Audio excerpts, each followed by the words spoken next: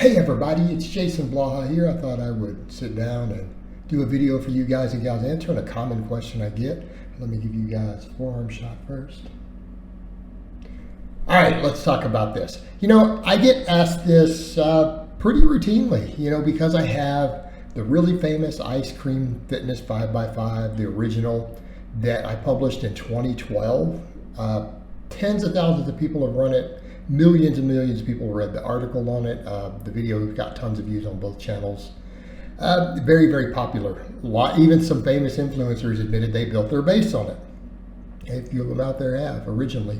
And then I made the 2.0 because so many people couldn't recover from it. All right, I made that 2.0 to be an easier program with way less work.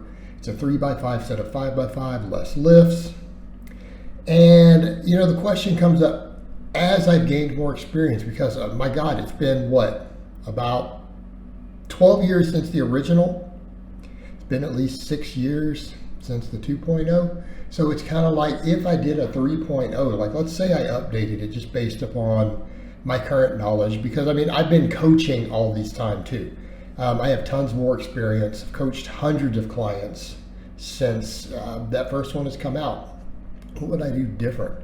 I would probably do a throwback to some old school stuff. So, here's the thing. If I were to do it different, I would probably do, an A and a B workout again. I wouldn't run people on just the same workout every workout. But if I really had it to do over, and again, I want to keep in mind this would be a 3 to 4 month program. Okay, 3 to 4 months, because after that, I think people, particularly guys chasing some aesthetic look, are going to want to throw in some extra stuff. So, and then I would include other stuff. So if I were to do it over, I would probably run 6 lifts and I would structure them a little bit different. I would probably do workout A is just squat and pull over supersets, right? Squat and pull over supersets. I don't know that I would even keep it at a 3x5 or a 5x5 either. I might have people take it up to higher reps, right? We might work on doing some squats that maybe you can do 5 to 6 clean reps and just keep adding reps. Get up to where you can do about 3 sets of 12 with that same weight and then add weight and then repeat that cycle, right? It's probably what I would do. But I would do a throwback to the old school squat programs with Widowmakers where they would superset it with pullovers. Now, people say, why the pullovers? Because they would balance the program out. And it would teach people to breathe. So if after every set of squats, they had to do a high rep set of pullovers of about anywhere from 12 up to 20 reps, right? What all would it do? It would teach them to breathe deeper, right? Because you got to get that stretch. We would get core work, all that stuff, and breathing done in between the sets of squats. Would teach them to learn to recover better between them.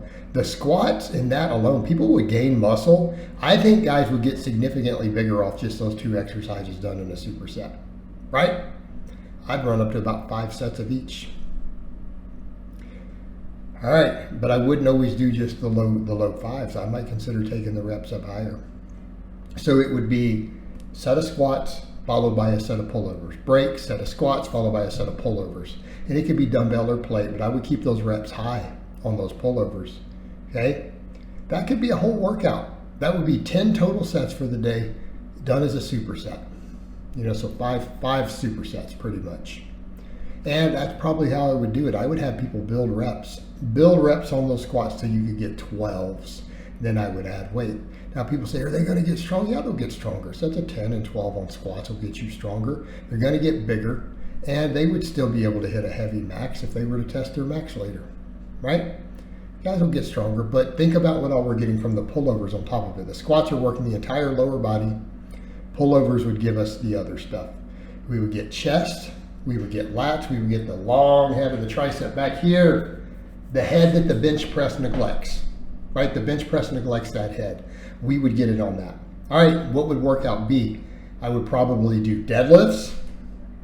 Yeah, but I would still keep it at one hard set of 5+.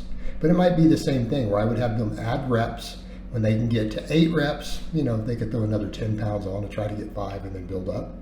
Bench press, I would do bench press and then superset it with rows or with chin-ups.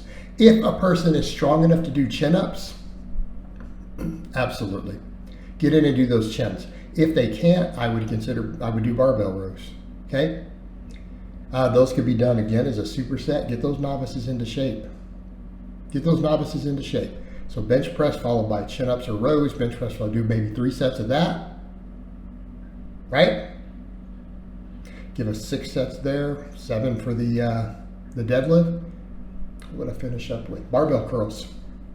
Barbell curls, why? Because novices need more arm work, okay? And anyone who's like, look, oh, you can build big, the genetically gifted can build big biceps on that stuff. The rest of us, we need curls.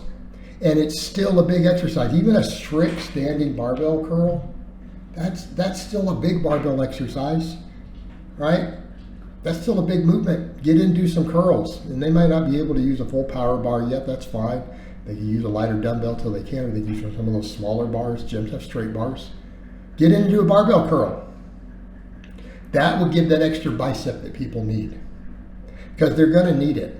Now, as far as the triceps go, we've already covered it. We've got the bench and the pullover. Okay, the bench is one of the great builder for the lateral head, medial head. Pullover works the long head. We've now worked all 3 heads of the tricep. Pec's got a lot of work. They got 2 exercises. Lat's got 2 exercises. They got trained every day. Okay? They got trained every single day. Deadlifts, to make sure we get a little bit of extra hamstring work to go with that. And over time, people say, well, is that enough? Yeah, for a novice, it's fine. As they get a little more advanced, they can add more hamstring work. Of course, they get closer to intermediate. So what would I do after 3 or 4 months? Okay, we've got these 6 exercises. I would probably say that for most guys, if they're wanting to get jacked, I would start adding lateral raises and calf raises. Okay, why? Calves are going to produce the most aesthetics in the lower body. Lateral raises are going to be probably the single best exercise someone could do to improve upper body aesthetics. Okay, but we're not doing a whole lot of variation to stuff. So we don't have a shoulder day or all that in. Laterals give you a lot of bang for your buck. Okay, they're easy to recover from. So that's the thing. I mean, otherwise I could throw an upright row or something in there.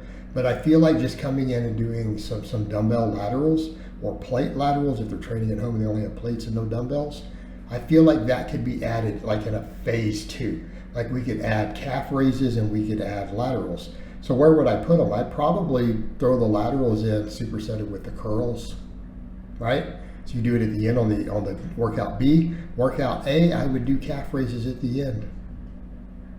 So we would have a phase with 6 lifts, you know, for 3 or 4 months. And then once they built a bit of a base, I would add those other 2 lifts in and take them up to 8 lifts. And somebody could run that whole setup for, 9 to 12 months and build a solid base. All right, guys, but that's really all I have to say on that today. I hope it's been informative, and I'll talk to you guys and gals next time.